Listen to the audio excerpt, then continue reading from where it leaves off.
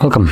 In front of me is a Redmi 9AT, and today I will show you how to go through the setup process of this phone. And once you boot it up for the first time, you will be presented with this screen right over here. So let's start by tapping on an arrow and then selecting our desired language. On the next page we can choose our region. Now for me it's correct, so I'm going to stick with it. And from there we have terms and conditions. Now obviously we do need to agree to them at the bottom, otherwise we can't proceed with the setup. Now if you're interested in reading those, you can tap on user agreement and read exactly what you're agreeing to, as you can see right here. But anyway, from here let's go to the next page where we'll have the option to insert a SIM card. Now it will automatically start scanning for it, and if it doesn't find it, it gives you the message and you can check again, or you can just simply skip it and disregard it. The moment you insert a SIM card, it will work as it should, so there's no extra steps needed. Now next page we have network connection, so we can choose to connect to Wi-Fi or skip it if you want to. I'm gonna try to skip it. And from here we have Google services.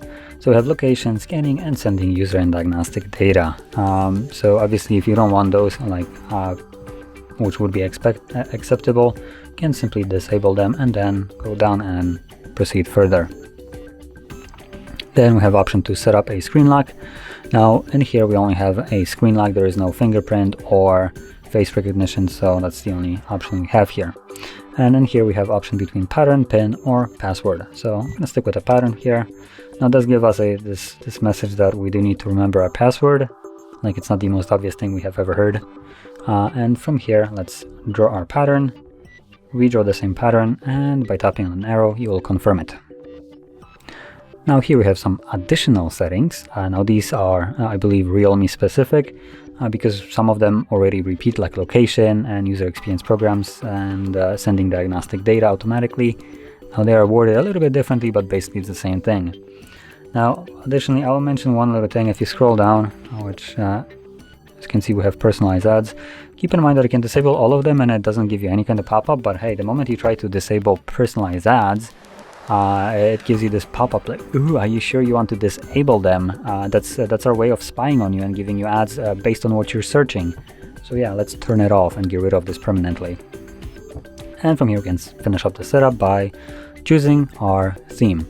So we have, or not theme, but like launcher. So we have two options. We have the classic, which is all applications on your home screen, and then we have app drawer, which keeps only certain applications on your home screen that you can choose to put on, and the rest of them are, or all of them are being kept in your app drawer, which you can pull out. So that's what I'm gonna go with, and let's complete it by tapping right here, and should be in the home screen.